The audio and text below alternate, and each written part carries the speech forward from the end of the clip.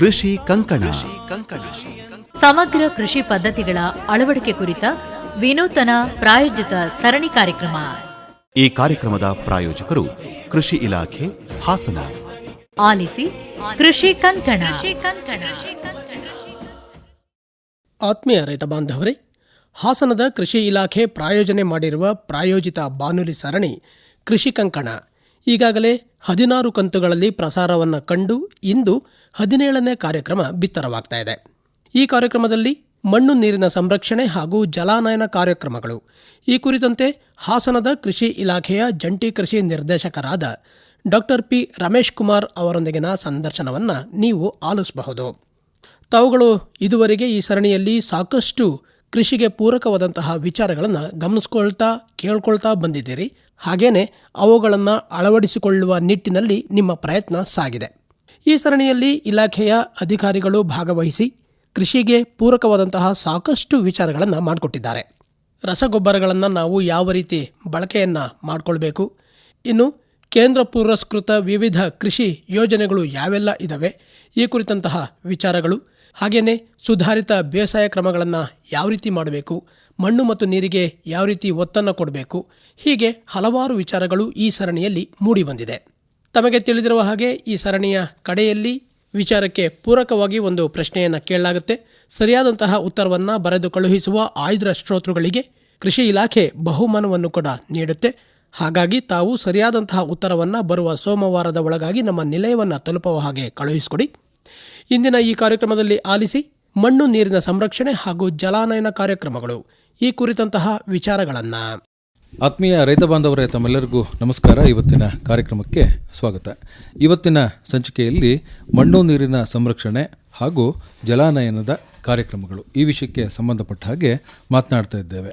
ಕೃಷಿ ಇಲಾಖೆಯ ಅಧಿಕಾರಿಗಳು ಮತ್ತು ವಿಜ್ಞಾನಿಗಳು ಯಾವಾಗಲೂ ಹೇಳುವಂತಹ ಒಂದು ಕೆಲಸ ಏನು ಅಂತ ಹೇಳಿದರೆ, ಮಣ್ಣು ಮತ್ತು ನೀರು ಇವೆರಡನ್ನೂ ಕೂಡ ಸಂರಕ್ಷಣೆಯನ್ನು ಮಾಡಬೇಕು.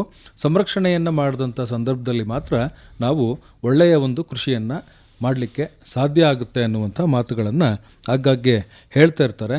ಅದಕ್ಕೆ ಪೂರಕವಾದಂತಹ ಚಟುವಟಿಕೆಗಳನ್ನು ಏನೆಲ್ಲ ಕೈಗೊಳ್ಳಬೇಕು ಅನ್ನುವಂಥದ್ದನ್ನು ಕೂಡ ತಿಳಿಸಿಕೊಡ್ತಾ ಇರ್ತಾರೆ.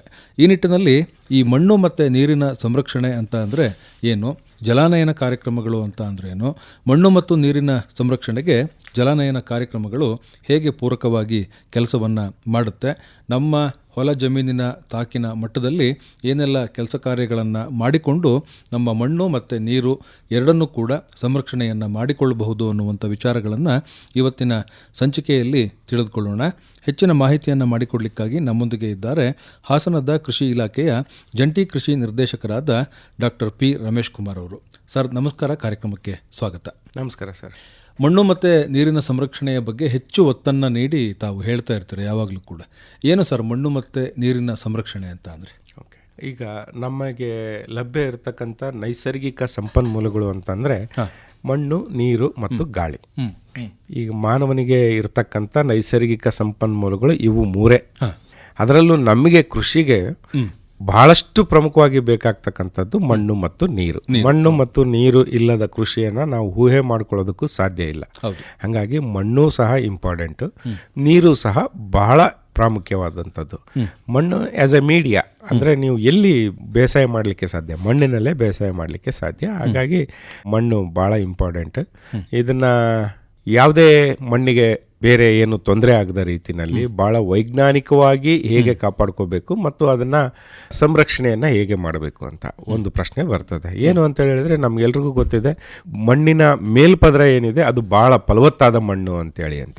ಹಾಗಾಗಿ ಮಣ್ಣನ್ನು ಕೊಚ್ಚಿ ಹೋಗದಂತೆ ನೀವು ಸ್ವಲ್ಪ ಸಂರಕ್ಷಣಾ ಕ್ರಮಗಳನ್ನು ಅನುಸರಿಸಬೇಕು ಅಂತೇಳಿ ನಾವೆಲ್ಲ ರೈತರಿಗೆ ಹೇಳ್ತಾ ಇರ್ತೇವೆ. ಅಂದರೆ ಫಲವತ್ತಾದ ಮಣ್ಣು ಕೊಚ್ಕೊಂಡು ಎಲ್ಲೋ ಹೋಗಬಾರ್ದು ಅಂತ. ಅದೆಲ್ಲೋ ಅಫ್ಕೋರ್ಸ್ ಅದು ನದಿ ಸೇರುತ್ತೆ, ಡ್ಯಾಮ್ ಸೇರುತ್ತೆ. ಉದಾಹರಣೆಗೆ ಮುಂದೋಗೋದು ಡ್ಯಾಮ್ ಸೇರ್ತು ಅಂದರೆ ಯಾರಿಗೂ ಉಪಯೋಗ ಇಲ್ಲ. ಹಾಗಾಗಿ ಹೂಳೆತ್ತೋ ಕಾರ್ಯಕ್ರಮಗಳನ್ನ ಯಾಕೆ ಮಾಡ್ತಿರ್ತಾರೆ ಅಂದರೆ, ಫಲವತ್ತಾದ ಮಣ್ಣು ಸೇರಿದೆ ಅದನ್ನು ತಂದು ಮತ್ತೆ ಇಲ್ಲಿಗೆ ಹಾಕಬೇಕು ಅನ್ನೋ ಪ್ರಯತ್ನ ಸರ್ಕಾರದಿಂದ ನಡೀತಾ ಇರುತ್ತೆ. ಈ ಕೆಲಸವನ್ನು ರೈತರು ವೈಯಕ್ತಿಕವಾಗಿ ಮಾಡ್ತಾ ಇರ್ತಾರೆ. ಇದು ಒಂದು. ಇನ್ನು ನೀರಿಗೆ ಬಂತು ಅಂತ ಹೇಳಿದ್ರೆ ನಿಮಗೆ ಗೊತ್ತಿದೆ, ನಮ್ಮ ಭೂಮಿಯ 75% ಭಾಗ ನೀರೇ ಇದೆ ಅಂತೇಳಿ ಗೊತ್ತಿದೆ. ಆದರೆ ವ್ಯವಸಾಯಕ್ಕೆ ಉಪಯೋಗ ಆಗೋಂಥ ನೀರೆಷ್ಟು? ಈಗ ಉದಾಹರಣೆಗೆ ಇರ್ತಕ್ಕಂಥ 75 ಭಾಗ ನೀರಲ್ಲಿ ಈ ಸಾಗರಗಳಲ್ಲಿ ಅಂದರೆ ನಮ್ಮ ಸಮುದ್ರಗಳಲ್ಲಿ 97.37% ನೀರು ಸಾಗರದಲ್ಲೇ ಇದೆ. ಅಂದ್ರೆ ಅದು ನಮಗೆ ಕೃಷಿ ಉಪಯೋಗಕ್ಕೆ ಬರೋದಿಲ್ಲ. ಇನ್ನು ಧ್ರುವ ಪ್ರದೇಶದ ಹಿಮಗಡ್ಡೆ 2.01% ಧ್ರುವ ಪ್ರದೇಶದ ಹಿಮಗಡ್ಡೆಯಲ್ಲಿ ನೀರು ಅಲ್ಲಿ ಹೋಗಿ ಸಂಗ್ರಹ ಆಗಿದೆ. ಆಯ್ತಾ? ಅದು ನಮಗೆ ಸದ್ಯಕ್ಕೆ ಉಪಯೋಗ ಇಲ್ಲ. ಅದು ಯಾವಾಗ ಅದು ಕರಗಿ ಸ್ವಲ್ಪ ನೀರಾಗಿ ನದಿಗಳ ಮೂಲಕ ಬಂತು ಅಂತ ಹೇಳಿದ್ರೆ ಅಲ್ಲೇನಾದ್ರೂ ಉಪಯೋಗ ಆಗಬಹುದು ಹೊರತು, ಬಟ್ ಅದು ಕರಗೋದು ಕೂಡ ಒಳ್ಳೇದಲ್ಲ. ಇಡೀ ಜಗತ್ತಿನ ಈ ಸೃಷ್ಟಿಯ ದೃಷ್ಟಿಯಿಂದ ಅದು ಕರಗೋದು ಕೂಡ ಒಳ್ಳೆಯ ಬೆಳವಣಿಗೆ ಅಲ್ಲ. ಅದು ನಮಗೆ ಗೊತ್ತಿದೆ. ಇನ್ನು ಉಳಿದಿದ್ದೆಷ್ಟು? ಅಂತರ್ಜಲ ಮತ್ತು ಮಣ್ಣಿನ ತೇವಾಂಶ 0.58%. ಇನ್ನು ಸರೋವರ ಮತ್ತು ನದಿಗಳಲ್ಲಿ 0.03%. ನಮ್ಮ ಬಳಕೆಗೆ ಲಭ್ಯ ಎಲ್ಲ ಇರುವಂಥದ್ದು 0.61%. ಅಂದ್ರೆ ನಾವು ಮನುಷ್ಯ ನಾವೇನು ಉಪಯೋಗ ಮಾಡ್ತೀವಲ್ಲ, ಇದು ತುಂಬಾ ಚೆನ್ನಾಗಿದೆ, ಈ ನೀರನ್ನ ನಾವು ಯೂಸ್ ಮಾಡ್ಬೋದು ಅಂತ. ಒಬ್ಬ ಮನುಷ್ಯನಿಗೆ ಆರೋಗ್ಯವಾಗಿ ಇರಬೇಕು ಅಂತಂದ್ರೆ ಒಂದು ದಿವಸಕ್ಕೆ 50 ರಿಂದ 130 ಲೀಟರ್ ಬೇಕು ಅಂತೇಳಿ ಒಂದು ಲೆಕ್ಕಾಚಾರ ಇದೆ. ನಮ್ಮ ಕೃಷಿಗೂ ಬೇಕಾಗುವಂಥದ್ದು ಅದೇ ನೀರೇ. ಹಾಗಾಗಿ ನೀರಿಂದು ಮಹತ್ವ ಬಹಳ ಇದೆ.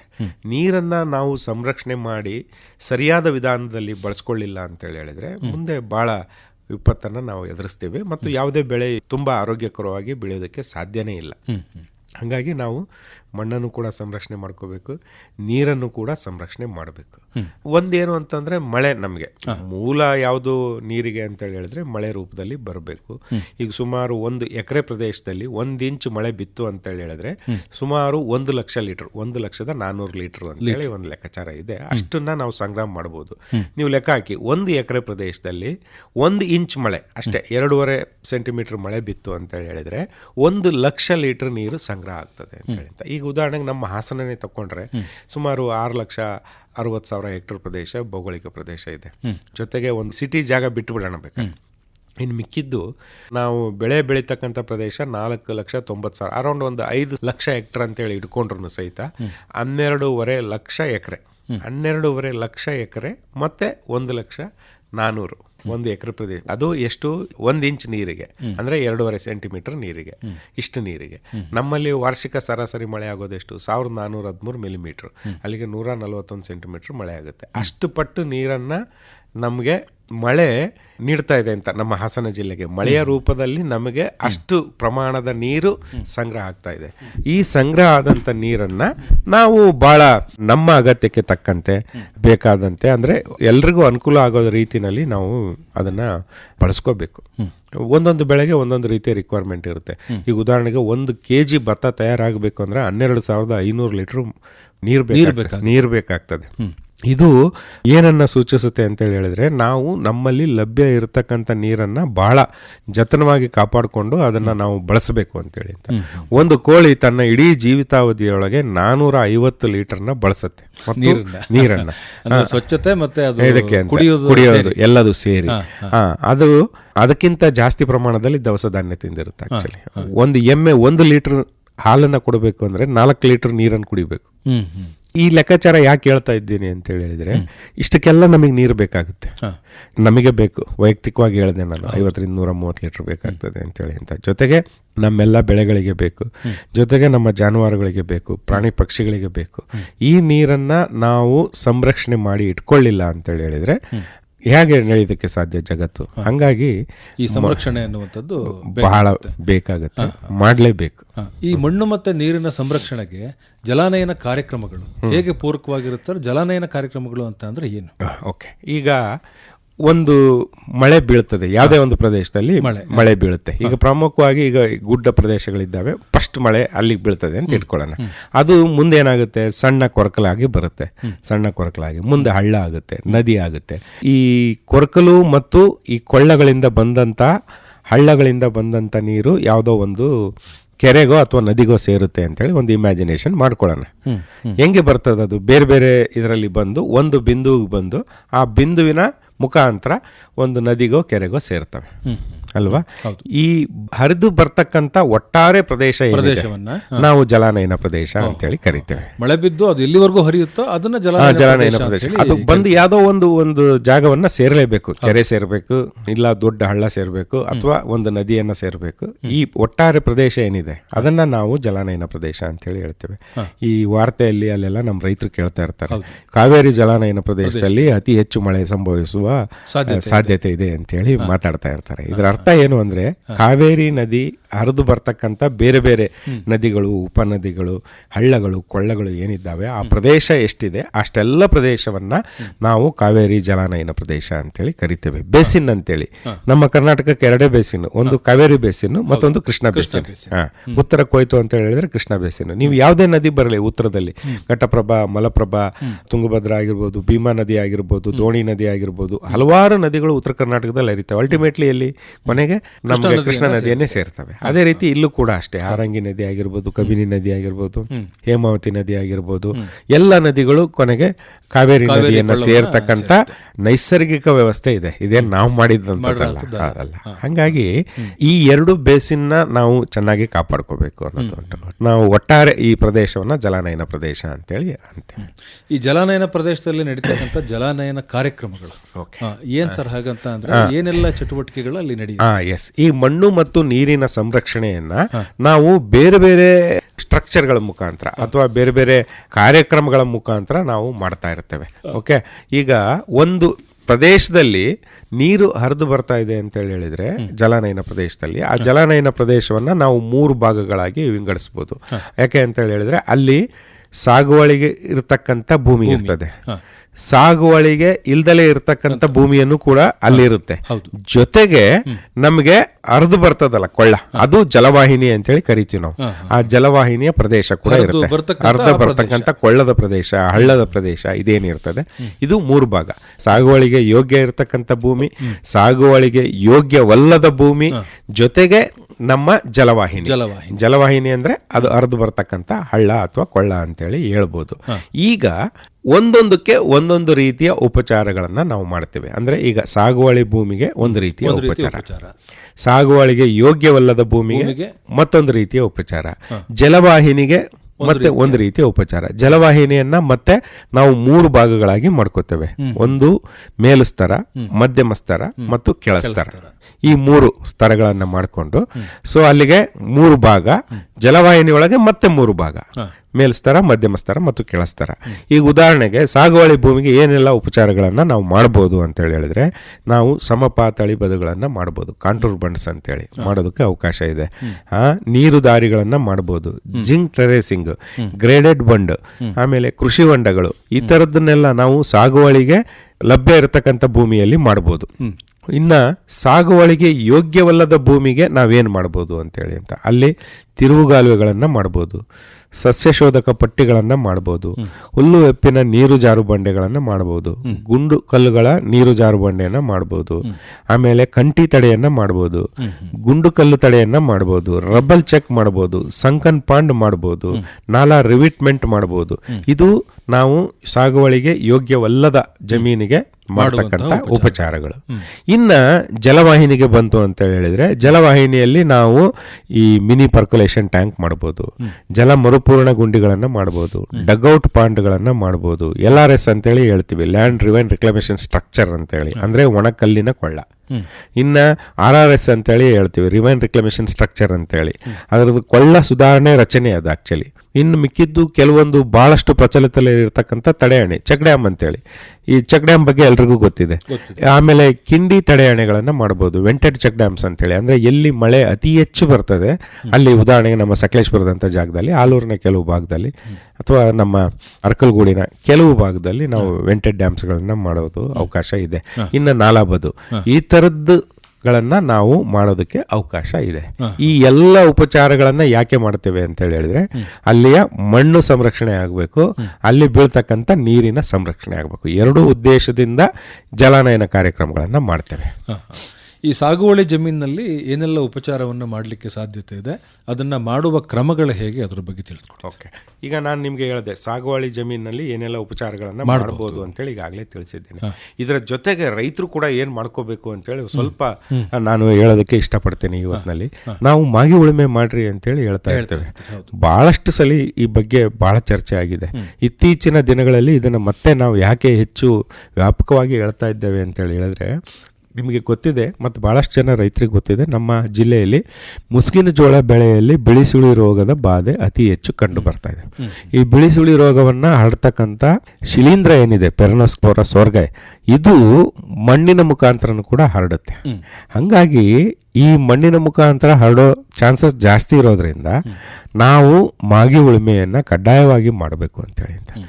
ಆವಾಗ ಏನಾಗುತ್ತೆ, ಮಣ್ಣು ತಿರುವಿ ನಾವು ಮೇಲೆ ಹಾಕೋದ್ರಿಂದ ಆ ಮಣ್ಣು ಸೂರ್ಯನ ಕಿರಣಗಳಿಗೆ ಬಿದ್ದು ಶಿಲೀಂಧ್ರಗಳ ನಾಶ ಇದಾಗಿರ್ಬೋದು, ಅಥವಾ ಯಾವುದೇ ಕೀಟಗಳ ಮೊಟ್ಟೆಗಳಾಗಿರ್ಬೋದು, ಈ ಥರದ್ದೆಲ್ಲ ನಾಶ ಆಗುತ್ತೆ. ಇದನ್ನ ನಾವು ಕಡ್ಡಾಯವಾಗಿ ನಮ್ಮ ರೈತರು ಮಾಗಿ ಉಳುಮೆಯನ್ನು ಮಾಡ್ರಿ. ಸಾಗುವಳಿ ಜಮೀನಿಗೆ ಮಾಡ್ತಕ್ಕಂಥ ಉಪಚಾರದಲ್ಲಿ ಅದು ಕೂಡ ಒಂದು.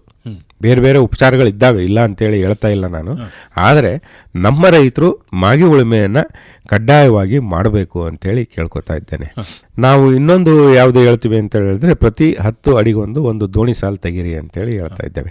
ಈಗ ಇದು ಇರಲಿ, ಇದು ಈ ದೋಣಿ ಸಾಲನ್ನು ತೆಗೆಸೋವಂಥ ಉದ್ದೇಶ ಏನು ಅಂತ ಹೇಳಿದ್ರೆ, ಅಲ್ಲಿನ ನೀರಿನ ಸಂರಕ್ಷಣೆ ಆಗಬೇಕು, ನೀರಿನ ತೇವಾಂಶ ಜಾಸ್ತಿಯಾಗಿ ಬೆಳೆಗಳಿಗೆ ಲಭ್ಯತೆ ಜಾಸ್ತಿ ಆಗಬೇಕು ಅಂತ. ಇದು ತುಂಬ ಸಕ್ಸಸ್ ಆಗಿರೋದು ಒಂದು ಪ್ರಾಕ್ಟಿಕಲಿ ಹೇಳ್ಬಿಡ್ತೀನಿ ಎಲ್ಲ ರೈತರಿಗೂ ಈ ಮುಖಾಂತರ. ಏನು ಅಂತೇಳಿ ಹೇಳಿದ್ರೆ, ನಾವು ಮೆಕ್ಕೆಜೋಳ ಬೆಳೆಯಲ್ಲಿ ತೊಗರಿಯನ್ನು ಬೆಳೀರಿ ಅಂತೇಳಿ ನಾವು ತುಂಬ ಕೇಳ್ಕೊತಾ ಇದ್ದೀವಿ ರೈತರಿಗೆ. ಅಂತರ ಬೆಳೆಯಾಗಿ ಬೆಳೀರಿ, 8 ಸಾಲು ಮೆಕ್ಕೆಜೋಳ ಬೆಳೀರಿ, 2 ಸಾಲು ತೊಗರಿಯನ್ನು ಬೆಳೀರಿ, ಅಥವಾ ಅವರೆಯನ್ನು ಬೆಳೀರಿ. ಯಾವುದೋ ಒಂದು ದ್ವಿದಳ ಧಾನ್ಯವನ್ನು ಬೆಳೆದು ನಾವು ಮೆಕ್ಕೆಜೋಳವನ್ನು ಉಳಿಸ್ಕೊಳ್ಳೋಂಥ ಪರಿಸ್ಥಿತಿ ಈ ಹಂತಕ್ಕೆ ತಲುಪಿಟ್ಟಿದ್ವಿ ನಾವು. ಇಲ್ಲ ಅಂತೇಳಿ ಹೇಳಿದ್ರೆ, ಹೆಂಗೆ ಆಲೂಗಡ್ಡೆ ನಮ್ಮ ಜಿಲ್ಲೆಯಿಂದ ಸಣ್ಣಕ್ಕೆ ಕಣ್ಮರೆ ಆಯಿತು, ಅದೇ ರೀತಿಯ ಇದನ್ನು ನೋಡಬೇಕಾಗ್ತದೆ ನಾವು ನಮ್ಮ ಮೆಕ್ಕೆಜೋಳದಲ್ಲೂ ಸಹಿತ. ಹಂಗಾಗಿ ನಾವು ಈಗ 8 ಸಾಲು ಮೆಕ್ಕೆಜೋಳ ತಗೊಳ್ಳಿ, 1 ಸಾಲು ತೊಗರಿ ತಗೊಳ್ಳಿ, ನಡುವೆ ಒಂದು ದೋಣಿ ಸಾಲು ತೆಗಿಲಿ. ಅಲ್ಲಿ ಒಂದು 30 ಸೆಂಟಿಮೀಟರ್ ಅಗಲದ್ದು ಒಂದು ದೋಣಿ ಸಾಲು ಬರಲಿ, ಮತ್ತೊಂದು ಸಾಲು ತೊಗರಿ ಬರಲಿ, ಆಮೇಲೆ ಮತ್ತೆ 8 ಸಾಲು ಇದು ರಿಪೀಟ್ ಆಗಬೇಕು. ಇದು ಈ ದೋಣಿ ಸಾಲು ಎರಡರ ನಡುವೆ ಎಲ್ಲಿ ಅಂದರೆ 2 ತೊಗರಿ ಸಾಲುಗಳ ನಡುವೆ ಒಂದು ದೋಣಿ ಸಾಲು ಬರುತ್ತೆ. ಇದು ಬಹಳ ಸಕ್ಸಸ್ಫುಲ್ ಆಗಿರತಕ್ಕಂಥ ಟೆಕ್ನಾಲಜಿ, ಮಣ್ಣನ್ನು ಮತ್ತು ನೀರನ್ನು ಸಂರಕ್ಷಣೆ ಮಾಡ್ಕೊಳ್ಳೋದಕ್ಕೆ. ಅಂದರೆ ನಮ್ಮ ಜಿಲ್ಲೆಗೆ ಇವತ್ತಿನ ಅವಶ್ಯಕತೆ ಏನಿದೆ ಅನ್ನೋದನ್ನ ನಾನು ಸ್ವಲ್ಪ ಬಿಡಿಸಿ ಹೇಳ್ತಾ ಇದ್ದೇನೆ. ಒಂದು, ಅಂತರ ಬೆಳೆ ಬೆಳಿಲೇಬೇಕು ಅನ್ನೋ ಪರಿಸ್ಥಿತಿಯನ್ನು ನಾವು ತಲುಪಿದ್ದೇವೆ. ಮಣ್ಣಿನ ಇದರಲ್ಲಿ ಜಾಸ್ತಿ ಆಗ್ತಾ ಇದೆ, ಅಂದರೆ ಈ ಪೆಥೋಜನ್ ಲೋಡ್ ಅಂತೇಳಿ ಹೇಳ್ತೇವೆ, ಏನು ಶಿಲೀಂಧ್ರದಿದೆ ಆ ಲೋಡ್ ಜಾಸ್ತಿ ಆಗ್ತಾ ಇದೆ. ತಪ್ಪಿಸ್ಬೇಕು ಅಂದರೆ ಬೇರೆ ಬೇರೆ ದಾರಿಗಳಿದ್ದಾವೆ. ಅದರಲ್ಲಿ ನಾವು ಅಂತರ ಬೆಳೆಯನ್ನು ಬೆಳೀತಕ್ಕಂಥದ್ದು ಒಂದು ವಿಧಾನ. ಈ ಅಂತರ ಬೆಳೆಯನ್ನು ಬೆಳೆದಾಗಲೂ ಸಹಿತ ಒಂದು ದೋಣಿ ಸಾಲನ್ನು ತೆಗೆದು ನಾವು ಅಂತರ ಬೆಳೆಯನ್ನು ಬೆಳೀತು ಅಂತ ಹೇಳಿದ್ರೆ ರೈತರಿಗೆ ಅದರಿಂದ ಭಾಳಷ್ಟು ಅನುಕೂಲ ಆಗ್ತದೆ, ನೀರಿನ ಸಂರಕ್ಷಣೆ ಆಗ್ತದೆ. ಅದು ಸಾಗುವಳಿ ಜಮೀನಿಗೆ ಮಾಡ್ತಕ್ಕಂಥ ಮತ್ತೊಂದು ಉಪಚಾರ. ಈ ಥರದ್ದು ಉಪಚಾರ ಆಗಬೇಕು ಅಂತೇಳಿ ಅಂತ. ಮತ್ತೆ ಅಂತರ ಬೆಳೆ ಜೊತೆಗೆ ರಿಡ್ಜಸ್ ಅಂಡ್ ಫರೋಸನ್ನು ಕೂಡ ಮೇಂಟೈನ್ ಮಾಡ್ರಿ ಅಂತೇಳಿ ಹೇಳ್ತೇವೆ. ಅದು ಈ ನಥಿಂಗ್ ಬಟ್ ನಮ್ಮ ದೋಣಿ ಸಾಲು ಇದ್ದಂಗೆ ಸ್ವಲ್ಪ ಆ ರೀತಿ ಮಾಡೋದ್ರಿಂದ ಅನುಕೂಲ ಆಗ್ತದೆ. ಇನ್ನು ಗೊತ್ತಿದೆ ರೈತರಿಗೆ ಎಲ್ರಿಗೂ ಸಮಪಾತಾಳಿ ಇಳಿಜಾರಿಗೆ ಅಡ್ಲಾಗಿ ನಾವು ಬಿತ್ತನೆಯನ್ನು ಮಾಡಬೇಕು, ಉಳುಮೆಯನ್ನು ಮಾಡಬೇಕು ಅಂತಕ್ಕಂಥದ್ದು ಇದು ರೈತರಿಗೆ ಗೊತ್ತಿರತಕ್ಕಂಥದ್ದೇ. ಇದನ್ನ ನಾವು ಮಾಡಬೇಕಾಗಿದೆ. ಜೊತೆಗೆ ಈ ಟ್ರೆಂಚ್ ಕಮ್ ಬಂಡ್ ಅಂತೇಳಿ ಹೇಳ್ತೇವೆ, ಬಂಡ್ ಜೊತೆಗೆ ಕಂದಕನು ಕೂಡ ಮಾಡಬೇಕು ಅಂತೇಳಿ ಅಂತ. ಇದನ್ನು ಇತ್ತೀಚೆಗೆ ನಾವು ನಮ್ಮ NREGA ಕಾರ್ಯಕ್ರಮದಲ್ಲಿ ಸಾಕಷ್ಟು ಮಾಡಿದ್ದೇವೆ. ಆದರೆ ಏನಾಗಿದೆ, ಈ ವರ್ಷ ಇದನ್ನು ತೆಗೆದಿದ್ದಾರೆ. ಆ್ಯಕ್ಚುಲಿ ಬಂಡಿಂಗ್ ಮಾಡೋದಕ್ಕೆ ಅವಕಾಶ ಮಾಡಿಕೊಟ್ಟಿಲ್ಲ, ರಿಕ್ವೆಸ್ಟ್ ಮಾಡಿದ್ದೇವೆ. ಇಲ್ಲ, ಆ ಕಾರ್ಯಕ್ರಮವನ್ನು ಕೂಡ ಮುಂದುವರಿಸಬೇಕು, ಅದು ರೈತರಿಗೆ ಭಾಳಷ್ಟು ಅನುಕೂಲ ಆಗ್ತದೆ ಅನ್ನೋ ದೃಷ್ಟಿಯಿಂದ ಮಾಡಿದ್ದೇವೆ. ಹಾಗಾಗಿ ಈ ಟ್ರೆಂಚ್ ಕಮ್ ಬಂಡ್ ಏನು ಮಾಡೋದಿದೆಯಲ್ಲ, ಇದು ನಮ್ಮ ಸಾಗುವಳಿ ಜಮೀನಿಗೆ ಮಾಡ್ತಕ್ಕಂಥ ಒಂದು ಜಲಾನಯನ, ಅತ್ಯಂತ ಉಪಯುಕ್ತವಾದಂಥ ಜಲಾನಯನ ಉಪಚಾರ. ಇದು ಒಂದು. ಇನ್ನೊಂದು, ಈ ಗ್ರೇಡೆಡ್ ಬಂಡ್ಗಳನ್ನು ಕೂಡ ನಾವು ಮಾಡಬಹುದು. ಏನು ಅಂತ ಹೇಳಿದ್ರೆ, ಇಳಕಲ್ಗುಂಟ ಬದ ನಿರ್ಮಿಸ್ಕೊಂಡು ನಾವು ಬದುಗಳ ಗಾತ್ರ ಏನು ಇರಬೇಕು ಅಂತ ಹೇಳಿದ್ರೆ 0.375 ಇಂದ 0.45 ಚದರ ಮೀಟರ್ ಇರಬೇಕು ಅಂತೇಳಿ ಹೇಳ್ತೇವೆ. ಆ ಥರ ಬಂಡ್ಗಳನ್ನು ಮಾಡೋದ್ರಿಂದ ನಾವು ವಾರಡಿ ಬದು ಅಥವಾ ಗ್ರೇಡೆಡ್ ಬಂಡ್ ಅಂತೇಳಿ ಹೇಳ್ತೇವೆ. ಅದನ್ನ ನಾವು ಮಾಡಿಕೊಟ್ಟಂಗೆ ಆಗ್ತದೆ. ಇದು ಮತ್ತೊಂದು ನಾವು ಸಾಗುವಳಿ ಜಮೀನಿಗೆ ಮಾಡ್ತಕ್ಕಂಥ ಉಪಚಾರಗಳಲ್ಲಿ ಮತ್ತೊಂದು. ಇನ್ನು ಕೃಷಿ ಹೊಂಡಗಳನ್ನು ಎಲ್ರಿಗೂ ರೈತರಿಗೆ ಗೊತ್ತಿದೆ, ಇದು ಸಾಗುವಳಿ ಜಮೀನಲ್ಲೇ ಆಗ್ತಕ್ಕಂಥ ಒಂದು ಜಲಾನಯನ ಕಾರ್ಯಕ್ರಮ. ಕೃಷಿ ಹೊಂಡಗಳನ್ನು ನಾವು ಮಾಡೋದ್ರಿಂದ ಮಣ್ಣು ಮತ್ತು ನೀರಿನ ಸಂರಕ್ಷಣೆ ಜೊತೆಗೆ ನಮಗೆ ಒಂದು ವಾಟರ್ ಹಾರ್ವೆಸ್ಟಿಂಗ್ ಸ್ಟ್ರಕ್ಚರ್ ಥರ ಅದು ಕೆಲಸ ಮಾಡುತ್ತೆ. ನೀರಿನ ಸಂಗ್ರಹಣ ಆಗಿ ಅಲ್ಲಿರ್ತದೆ. ತುಂಬ ಕ್ರಿಟಿಕಲ್ ಸ್ಟೇಜಲ್ಲಿ ಅಂದರೆ ಭಾಳ ಸಂದಿಗ್ಧತೆಯ ಪರಿಸ್ಥಿತಿಯಲ್ಲಿ ಆ ನೀರನ್ನು ನಾವು ನೀರಾವರಿಗೂ ಕೂಡ ಬಳಸ್ಕೊಳ್ಳೋದಕ್ಕೆ ಅವಕಾಶ ಇರ್ತದೆ. ಇದು ಒಂದು. ಇದ್ರ ಜೊತೆಗೆ ಬೌಲ್ಡ್ರ್ ಬದುಗಳನ್ನು ಕೂಡ ಮಾಡ್ಬೋದು. ಸಾಕಷ್ಟು ಈಗ ಎಸ್ಪೆಷಲಿ ನಾವು ಉತ್ತರ ಕರ್ನಾಟಕದಲ್ಲಿ ಈ ಥರದ್ದು ಸ್ಟ್ರಕ್ಚರ್ಗಳನ್ನ ಭಾಳ ಮಾಡ್ತಾರೆ. ಈ ಏನು ಕಲ್ಲುಗುಂಡುಗಳು ಅಂತೇಳಿ ಹೇಳ್ತವೆ, ಅಲ್ಲಿ ಆ ಕಲ್ಲುಗುಂಡುಗಳನ್ನೇ ತಂದು ಒಟ್ಟೊಟ್ಟಿಗೆ ಒಟ್ಟಿ ಅದು ನಮಗೆ ನೀರನ್ನು ತಡಿತಕ್ಕಂಥ ಅಂದರೆ ಹರಿದು ಹೋಗ್ತಕ್ಕಂಥ ನೀರನ್ನು ತಡೆಯೋ ರೀತಿಯಲ್ಲಿ ಬೋಲ್ಡ್ರ್ ಬಂಡ್ಗಳನ್ನು ಕೂಡ ನಾವು ಸಾಗುವಳಿ ಜಮೀನಲ್ಲಿ ಮಾಡೋದಕ್ಕೆ ಅವಕಾಶ ಇದೆ. ಇನ್ನು ಅಲ್ಪ ಆಳದ ಬಾವಿ ಅಂತೇಳಿ ಹೇಳ್ತಾರೆ, ಡಗೌಟ್ ಪಾಂಡ್, ಕಡಿಮೆ ಆಳ ಇರತಕ್ಕಂಥ ಡಗೌಟ್ ಪಾಂಡ್. ಈ ಡಗೌಟ್ ಪಾಂಡ್ಗಳನ್ನು ಕೂಡ ಅಲ್ಲಲ್ಲಿ ನಿರ್ಮಾಣ ಮಾಡೋದ್ರಿಂದ ನಿಮ್ಮ ಜಮೀನಿಗೆ ಬಿದ್ದಂಥ ನೀರು ಅಲ್ಲೇ ಉಳಿಯುತ್ತೆ ಅಂತೇಳಿ ಅಂತ. ಇನ್ನು ತಟ್ಟೆ ಆಕಾರದ ಸ್ಕೂಪಿಂಗ್ ಅಂತೇಳಿ ಹೇಳ್ತೀವಿ ನಾವು. ತಟ್ಟೆ ಆಕಾರದ ಗುಂಡಿಗಳನ್ನ ಅಲ್ಲಲ್ಲಿ ಮಾಡ್ತಾ ಹೋಗೋದು. ತಟ್ಟೆ ಆಕಾರದ ಗುಂಡಿಗಳನ್ನ ಯಾಕೆ ಮಾಡ್ರಿ ಅಂತೇಳಿ ನಾವು ಸಜೆಸ್ಟ್ ಮಾಡ್ತೀವಿ ಅಂತೇಳಿ ಹೇಳಿದ್ರೆ, ಬಂದಂತ ನೀರು ಅಲ್ಲಿ ನಿಲ್ಲಬೇಕು ಅನ್ನೋ ದೃಷ್ಟಿಯಿಂದ. ಜಲಾನಯನದ ಒಟ್ಟಾರೆ ಪ್ರಮುಖ ಉದ್ದೇಶನೇ ಹರಿಯೋ ನೀರು ಸ್ವಲ್ಪ ನಿಲ್ಲುವಂತೆ ಮಾಡಬೇಕು, ನಿಲ್ಲೋ ನೀರು ಸ್ವಲ್ಪ ಇಂಗುವಂತ ರೀತಿಯಲ್ಲಿ ನೋಡ್ಕೋಬೇಕು ಅಂತೇಳಿ ಅಂತ. ಅದು ನಾವು ಈ ತಟ್ಟೆ ಆಕಾರದ ಗುಣಿಗಳನ್ನ ನಾವು ಮಾಡಬೇಕು ಅಂತ. ಇನ್ನು ಚೌಕಮಡಿಗಳನ್ನು ಕೂಡ ನಾವು ಹೇಳ್ತಾ ಇದ್ದೇವೆ. ಸ್ವಲ್ಪ ಅಲ್ಲಲ್ಲಿ ಚೌಕಮಡಿಗಳನ್ನು ಕೂಡ ನೀವು ಮಾಡೋದ್ರಿಂದ ನಾವು ನೀರನ್ನು ಮತ್ತು ಮಣ್ಣನ್ನು ಸಂರಕ್ಷಣೆ ಮಾಡ್ಬೋದು ಅಂತೇಳಿ ಅಂತ. ಬೇರೆ ಬೇರೆ ಉಪಚಾರಗಳು ಇದ್ದಾವೆ. ಇನ್ನು ಪರ್ಯಾಯ ಸಮಪಾತಾಳಿ ಕಂದಕಗಳನ್ನು ಕೂಡ ಮಾಡ್ಬೋದು, ಅವಿಚ್ಛನ್ನ ಸಮಪಾತಾಳಿ ಕಂದಕಗಳು ಕೂಡ ಮಾಡ್ಬೋದು. ಬಟ್ ಇದೇನಾಗುತ್ತೆ ಅಂತಂದ್ರೆ, ಈ ಥರದ್ದು ಮಾಡುವಾಗ ಕಾಂಟ್ರೋಲ್ ಲೈನ್ಸ್ ಈಸ್ ಇಂಪಾರ್ಟೆಂಟ್. ಈ ಕಾಂಟ್ರೋಲ್ ಲೈನ್ಸ್ ಇದನ್ನ ಮಾಡುವಾಗ ಸ್ವಲ್ಪ ಇಲಾಖೆಯ ಸಹಯೋಗದೊಂದಿಗೆ ಅಂದರೆ ಅವರ ತಜ್ಞರ ಜೊತೆ ಇಟ್ಕೊಂಡು ಈ ರೀತಿ ಮಾಡೋದಕ್ಕೆ ಮಾರ್ಗದರ್ಶನದಲ್ಲಿ ಮಾಡೋದಕ್ಕೆ ನಾನು ಎಲ್ಲರಲ್ಲೂ ಕೇಳ್ಕೊತಾ ಇದ್ದೇನೆ. ಇದಿಷ್ಟು ಸಾಗುವಳಿ ಪ್ರದೇಶದಲ್ಲಿ ಏನೆಲ್ಲ ಮಾಡಲಿಕ್ಕೆ ಅವಕಾಶಗಳು ಇದ್ದಾವೆ ಅನ್ನುವಂಥದ್ದು. ಈ ಸಾಗುವಳಿ ಪ್ರದೇಶದಲ್ಲಿ ಮಾಡುವಾಗ ಸಾಮಾನ್ಯವಾಗಿ ಅದು ಖಾಸಗಿ ಭೂಮಿ ಆಗಿರುತ್ತೆ, ಕೃಷಿಕರ ಭೂಮಿ ಆಗಿರುತ್ತೆ. ಆ ಕಾರಣಕ್ಕಾಗಿ ಈ ಕೃಷಿ ಇಲಾಖೆಯಿಂದ ಏನಾದರೂ ಸೇವಾ ಸೌಲಭ್ಯಗಳು ಈ ಚಟುವಟಿಕೆಗೆ ದೊರಕುತ್ತೆ? ಒಂದು ಈಗ ನಾನು ಹೇಳಿದೆ, ಈಗ ಸಾಗುವಳಿ ಜಮೀನಿಗೆ ಮಾಡುವಾಗ ನಾವು ಈ ಕೃಷಿ ಹೊಂಡನ್ನು ಕೂಡ ಮಾಡ್ಕೊಳ್ಳೋದಕ್ಕೆ ಅವಕಾಶ ಇದೆ ಅಂತೇಳಿ ಅಂತ. ಕೃಷಿ ಹೊಂಡವನ್ನು ನಾವು ಕೃಷಿ ಭಾಗ್ಯ ಯೋಜನೆ ಅಡಿಯಲ್ಲಿ ಎಲ್ಲ ರೈತರಿಗೂ ಕೊಡೋದಕ್ಕೆ ಅವಕಾಶ ಇದೆ, ಮಾಡಿ ಕೊಡೋದಕ್ಕೆ. ಏನು ನೀವು ಆ ಹೊಂಡವನ್ನು ತೆಗಿಯೋದಕ್ಕೆ ನಿಮಗೆ 80% ಸಬ್ಸಿಡಿ ಇದೆ, 80% ಸಬ್ಸಿಡಿ ಎಸ್ಕವೇಷನ್ಗಿದೆ. ಇದ್ರ ಜೊತೆಗೆ ಅಲ್ಲಿ ಪಾಲಿಥೀನ್ ಲೈನನ್ನು ಬಳಸೋದಕ್ಕೆ ಅವಕಾಶ ಇದೆ. ಪಾಲಿಥೀನ್ ಲೈನಿಂಗಿಗೆ ನಿಮಗೆ ನಾವು ಸಬ್ಸಿಡಿಯನ್ನು ಕೊಡ್ತೇವೆ. ಜೊತೆಗೆ ಅಲ್ಲಿಂದ ನೀರನ್ನು ಎತ್ತೋದಕ್ಕೆ ಡೀಸೆಲ್ ಮೋಟ್ರಿಗೆ ಸಬ್ಸಿಡಿಯನ್ನು ಕೊಡ್ತೇವೆ. ಅದಾದಮೇಲೆ ಅದನ್ನು ಸ್ಪ್ರಿಂಕ್ಲರ್ ಮುಖಾಂತರನೋ ಹನಿ ನೀರಾವರಿ ಮುಖಾಂತರನೋ ಬಳಸ್ಕೋಬೇಕು, ಅದಕ್ಕೆ ಸಬ್ಸಿಡಿಯನ್ನು ಕೊಡ್ತೇವೆ. ಜೊತೆಗೆ ಅಲ್ಲಿ ಒಂದು ತಂತಿ ಬೇಲಿ ಹಾಕಿ ನಮ್ಮ ಕೃಷಿ ಹೊಂಡವನ್ನು ನಾವು ಪ್ರೊಟೆಕ್ಟ್ ಮಾಡ್ಕೋಬೇಕು. ಇತ್ತೀಚಿನ ದಿನಗಳಲ್ಲಿ ಈ ಥರದ್ದು ಸ್ವಲ್ಪ ಒಂದಿಷ್ಟು ದುರ್ಘಟನೆಗಳು ನಡೀತಾ ಇದ್ದಾವೆ. ನಾನು ನನ್ನ ಹಾಸನ ಜಿಲ್ಲೆಯ ಎಲ್ಲ ರೈತರಲ್ಲೂ ಈ ವೇದಿಕೆ ಮುಖಾಂತರ ಒಂದು ಮನವಿಯನ್ನು ಮಾಡ್ತಾ ಇದ್ದೇನೆ. ದಯವಿಟ್ಟು ನಿಮ್ಮ ಹೊಂಡಗಳಿಗೆ ತಂತಿ ಬೇಲಿಯನ್ನು ಅಳವಡಿಸ್ಕೊಳ್ಳಿ. ನಾವು 40% ಸಬ್ಸಿಡಿ ಕೊಡ್ತಾ ಇದ್ದೀವಿ. ಅದಕ್ಕೂ ಕೂಡ ತಂತಿ ಬೇಲಿ ಹಾಕೊಳ್ಳೋದಕ್ಕೂ ಕೂಡ 40% ಸಬ್ಸಿಡಿ ಕೊಡ್ತಾ ಇದ್ದೇವೆ. ಹಾಗಾಗಿ ರೈತರು ಹೆಚ್ಚಿನ ಸಂಖ್ಯೆಯಲ್ಲಿ ಮಾಡ್ಕೊಂಡಿದ್ದಾರೆ. ಈಗ ಇತ್ತೀಚೆಗೆ ನಾವು ರೈತರ ಮನವೊಲಿಸಿ ಇದನ್ನು ಸ್ವಲ್ಪ ತಂತಿ ಬೇಲಿ ಯಾಕೆ ಮಾಡ್ಕೋಬಾರ್ದು, ನೀವು ಅನಾಹುತಗಳು ಆದಮೇಲೆ ಎಚ್ಚೆತ್ಕೊಳ್ಳೋದಕ್ಕಿಂತ ಮೊದಲೇ ಎಚ್ಚೆತ್ಕೊಳ್ಬೇಕು, ಮತ್ತು ಇದನ್ನು ಕಡ್ಡಾಯಗೊಳಿಸಿದೆ ಸರ್ಕಾರ ಕೂಡ, ಮಾಡಿಸ್ಲೇಬೇಕು ಅಂತೇಳಿ ಅಂತ. ಹಾಗಾಗಿ ರೈತರು ಇದನ್ನು ತಂತಿ ಬೇಲಿಯನ್ನು ಅಳವಡಿಸ್ಕೊಳ್ಬೇಕು ಅಂತೇಳಿ ಕೇಳ್ಕೋದು. ಇದಕ್ಕೂ ಸಬ್ಸಿಡಿ ಇದೆ. ಅಂದರೆ ಇವೆಲ್ಲವನ್ನು ನಾವು ಕೃಷಿ ಭಾಗ್ಯ ಯೋಜನೆಯ ಮುಖಾಂತರ ರೈತರಿಗೆ ಸಬ್ಸಿಡಿ ಮುಖಾಂತರ ಕೊಡೋದ್ರಿಂದ ಈ ಮಣ್ಣು ಮತ್ತು ನೀರು ಸಂರಕ್ಷಣೆ ಕಾರ್ಯಕ್ರಮ ಏನಿದೆ ಅದಕ್ಕೆ ನಾವು ಎನ್ಕರೇಜ್ ಮಾಡ್ತಾ ಇದ್ದೇವೆ ಅಂತೇಳಿ ಅಂತ.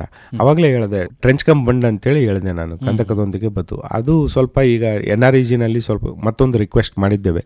ಸದ್ಯದಲ್ಲೇ ಕಾರ್ಯಕ್ರಮ ಅಪ್ರೂವ್ ಆಗಿ ಬರ್ಬೋದು, ಬಂತು ಅಂತೇಳಿ ಹೇಳಿದ್ರೆ ಅದನ್ನು ಕೂಡ ಮಾಡೋದಕ್ಕೆ ಅವಕಾಶ ಇದೆ. ಆದರೆ ಈಗ ಸದ್ಯ NREGನೊಳಗೂ ನಾವು ಫಾರ್ಮ್ ಪಾಂಡನ್ನು ಅಂದರೆ ಕೃಷಿ ಹೊಂಡವನ್ನು ಮಾಡ್ಕೊಳ್ಳೋದಕ್ಕೆ ಅವಕಾಶ ಇದೆ. ಜೊತೆಗೆ ಈ ಸ್ಟ್ಯಾಗರ್ ಟ್ರೆಂಚಸ್ ಅಂತೇಳಿ ಹೇಳ್ತೇವೆ, ಎಲ್ಲಿ ಮಳೆ ಜಾಸ್ತಿ ಬೀಳ್ತದಲ್ಲ ಅಲ್ಲಿ ಈ ಸ್ಟ್ಯಾಗರ್ ಟ್ರೆಂಚಸ್ ಅಂತೇಳಿ ಮಾಡ್ತೇವೆ. ಅದು ನಮ್ಮ ಆಲೂರು ತಾಲೂಕಿನಲ್ಲಿ ಮತ್ತು ಸಕಲೇಶ್ವರ ತಾಲೂಕಲ್ಲಿ ಮಾಡೋದಕ್ಕೆ ಸದ್ಯಕ್ಕೆ ಈಗ ಅವಕಾಶ ಇದೆ. ಅದನ್ನು ನಾವು NREGನಲ್ಲೂ ಮಾಡ್ಕೋಬಹುದು, ಅದಕ್ಕೆ ಅವಕಾಶ ಮಾಡಿಕೊಟ್ಟಿದ್ದಾರೆ. ಈ ಥರದ್ದು ಸಾಗುವಳಿ ಜಮೀನಿಗೆ ಉಪಚಾರ ಮಾಡೋದಕ್ಕೆ ಅವಕಾಶ ಇದೆ. ಒಂದು. ಎರಡನೇದು, ಇನ್ನು ಜಲಾನಯನ ಕಾರ್ಯಕ್ರಮಗಳು ಅಂತೇಳಿ ನಮ್ಮ ಕೃಷಿ ಇಲಾಖೆಯಲ್ಲೇ ಇರ್ತವೆ. ನಿಮ್ಗೆಲ್ರಿಗೂ ಗೊತ್ತಿದೆ 2014 ತನಕ ಜಲಾನಯನ ಇಲಾಖೆ ಬೇರೆ ಇತ್ತು.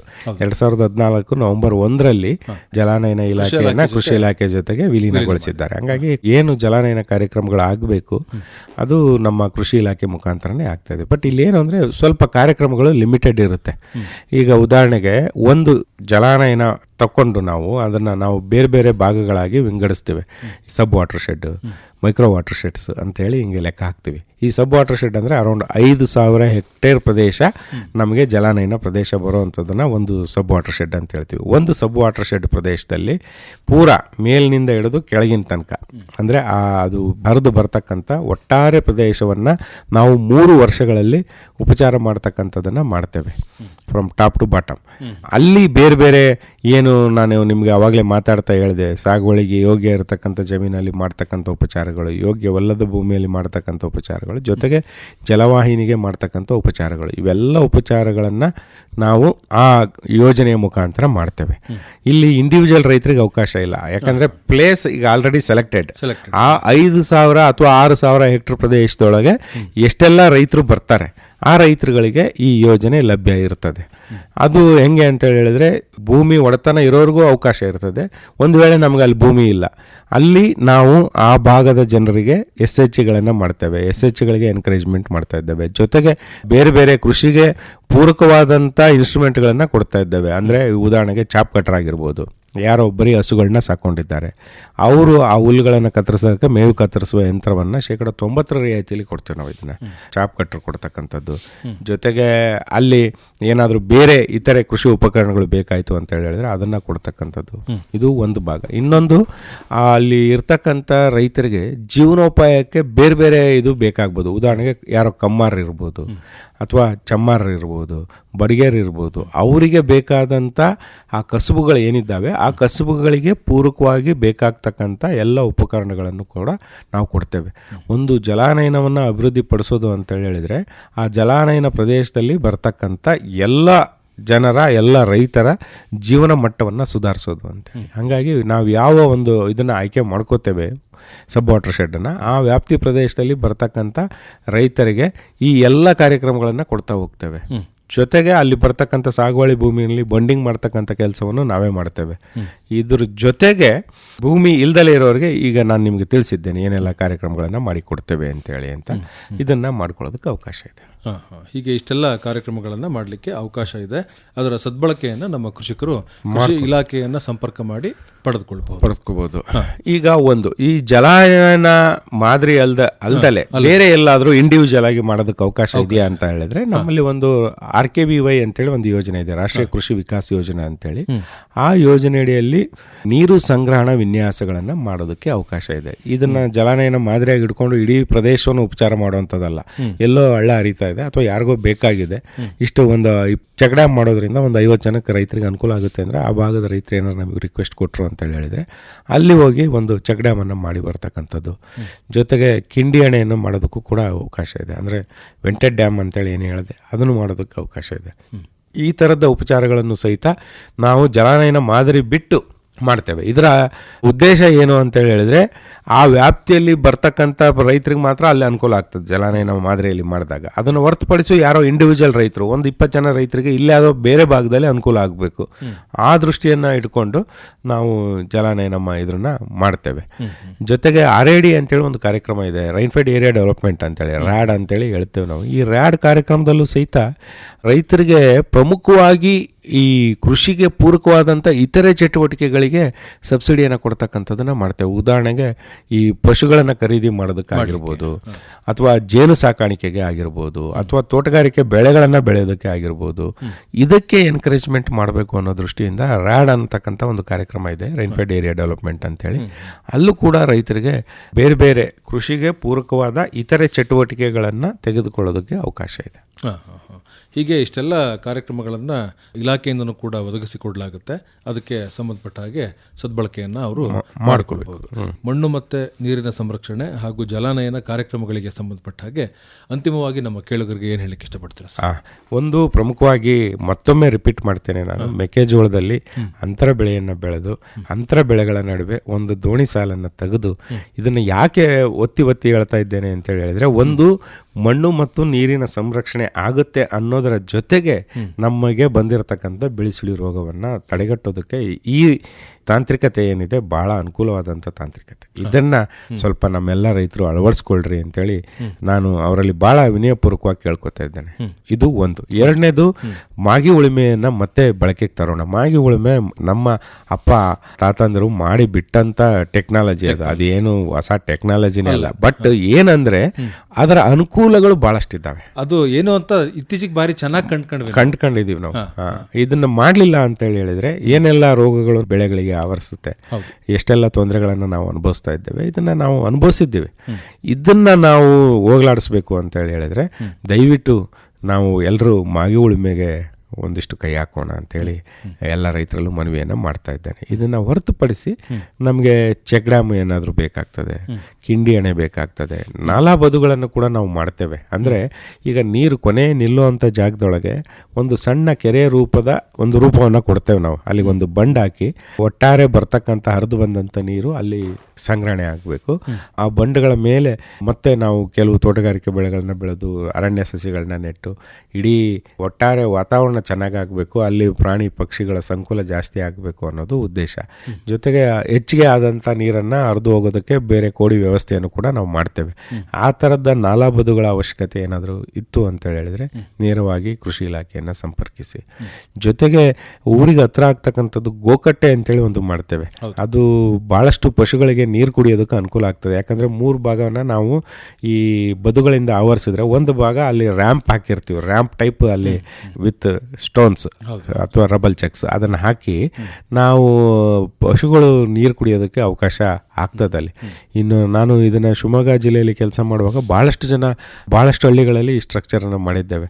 ಅಲ್ಲಿ ಬಟ್ಟೆ ಒಗೆಯೋದಕ್ಕೂ ಕೂಡ ಗೋಕಟ್ಟೆಗಳನ್ನು ಬಳಸ್ತಕ್ಕಂಥದ್ದು ಚಾಲ್ತಿಯಲ್ಲಿದೆ. ಜೊತೆಗೆ ಪಶುಗಳು ನೀರು ಕುಡಿಯೋದಕ್ಕೂ ಕೂಡ ಅದು ಅನುಕೂಲ ಮಾಡಿಕೊಡ್ತದೆ. ಈ ಥರದ್ದು ಯಾವುದಾದ್ರೂ ನಿಮಗೆ ಸ್ಟ್ರಕ್ಚರ್ಗಳ ಅವಶ್ಯಕತೆ ಇದೆ ಅಂತ ಹೇಳಿದ್ರೆ ನೇರವಾಗಿ ನೀವು ಕೃಷಿ ಇಲಾಖೆಯನ್ನು ಸಂಪರ್ಕ ಮಾಡಿರಿ ಅಂಥೇಳಿ ಎಲ್ಲ ರೈತರಲ್ಲೂ ಮನವಿ ಮಾಡ್ತಾ ಇದ್ದೇನೆ. ಒಳ್ಳೆಯದು ಸರ್. ಇವತ್ತಿನ ಸಂಚಿಕೆಯಲ್ಲಿ ಮಣ್ಣು ನೀರಿನ ಸಂರಕ್ಷಣೆ ಹಾಗೂ ಜಲಾನಯನ ಕಾರ್ಯಕ್ರಮಗಳು ಈ ವಿಷಯಕ್ಕೆ ಸಂಬಂಧಪಟ್ಟ ಹಾಗೆ ವಿವರವಾದಂಥ ಮಾಹಿತಿಯನ್ನು ನಮ್ಮ ಕೇಳುಗರಿಗೆ ಮಾಡಿಕೊಟ್ರಿ. ತಮಗೆ ಧನ್ಯವಾದಗಳು. ನಮಸ್ಕಾರ. ಅವಕಾಶಕ್ಕೆ ತಮಗೂ ಕೂಡ ಧನ್ಯವಾದಗಳು ಸರ್. ನಮಸ್ಕಾರ. ಇದುವರೆಗೆ ಮಣ್ಣು ನೀರಿನ ಸಂರಕ್ಷಣೆ ಹಾಗೂ ಜಲಾನಯನ ಕಾರ್ಯಕ್ರಮಗಳು ಈ ಕುರಿತಂತೆ ಹಾಸನದ ಕೃಷಿ ಇಲಾಖೆಯ ಜಂಟಿ ಕೃಷಿ ನಿರ್ದೇಶಕರಾದ ಡಾಕ್ಟರ್ ಪಿ ರಮೇಶ್ ಕುಮಾರ್ ಅವರೊಂದಿಗಿನ ಸಂದರ್ಶನ ಕೇಳಿದ್ರಲ್ಲ. ಇದೇ ಸರಣಿಯ ನಮ್ಮ ಮುಂದಿನ ಕಾರ್ಯಕ್ರಮದಲ್ಲಿ ಲಘು ಪೋಷಕಾಂಶಗಳ ಬಳಕೆ ಈ ಕುರಿತಂತೆ ಸಕಲೇಶಪುರದ ಕೃಷಿ ಇಲಾಖೆಯ ಸಹಾಯಕ ಕೃಷಿ ನಿರ್ದೇಶಕರಾದ UM ಪ್ರಕಾಶ್ ಕುಮಾರ್ ಅವರೊಂದಿಗಿನ ಸಂದರ್ಶನವನ್ನು ಆಲಿಸಬಹುದು. ರೈತ ಬಾಂಧವರೇ, ಕಳೆದ ಸಂಚಿಕೆಯಲ್ಲಿ ನಾವು ಕೇಳಿದಂತಹ ಪ್ರಶ್ನೆ, ಒಂದು ಸಸ್ಯದ ಉತ್ತಮ ಬೆಳವಣಿಗೆಗೆ ಎಷ್ಟು ಸಸ್ಯ ಪೋಷಕಾಂಶಗಳ ಅಗತ್ಯವಿದೆ ಅಂಥೇಳಿ. ಸರಿಯಾದಂತಹ ಉತ್ತರ 17 ಸಸ್ಯ ಪೋಷಕಾಂಶಗಳ ಅಗತ್ಯವಿದೆ. ಪ್ರಶ್ನೆ ಹಾಗೂ ಉತ್ತರವನ್ನು ಗಮನಿಸ್ಕೊಳ್ಳಿ.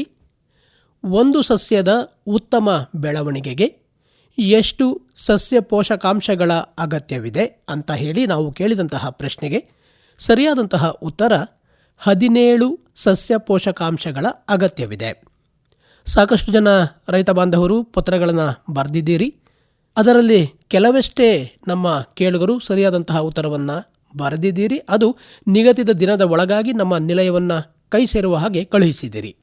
ಸರಿ ಉತ್ತರ ಬರೆದಿರುವ ಶ್ರೋತೃಗಳ ಹೆಸರುಗಳನ್ನು ನೋಡೋದಾದರೆ, ಆಲೂರು ತಾಲೂಕು ಕವಳಿಕೆರೆಯ KA ವರದರಾಜು, ಹಾಸನ ತಾಲೂಕು ಹಂಡ್ರಂಗಿ ಗ್ರಾಮದ B ಮಂಜುನಾಥ್, ಬೇಲೂರು ತಾಲೂಕು ಅಡಗೂರಿನ D ಧರಣೇಂದ್ರ, ಹಾಸನ ತಾಲೂಕು ಮಡೇನೂರಿನ ಭಾರತಿ, ಮಂಡ್ಯ ಜಿಲ್ಲೆ KR ಪೇಟೆ ತಾಲೂಕು ಮಡುವಿನ ಕೋಡಿಯ MC ನಿಂಗರಾಜೇಗೌಡ, ಬೇಲೂರು ತಾಲೂಕು ಗೊರೂರು ಗ್ರಾಮದ GB ಈಶ್ವರಪ್ಪ ಮತ್ತು ಚಿಕ್ಕಮಗಳೂರು ತಾಲೂಕು ಚಿಕ್ಕ ಕುರುಬರಹಳ್ಳಿಯ ಸುಜಾತಾ ದಿವಾಕರ್.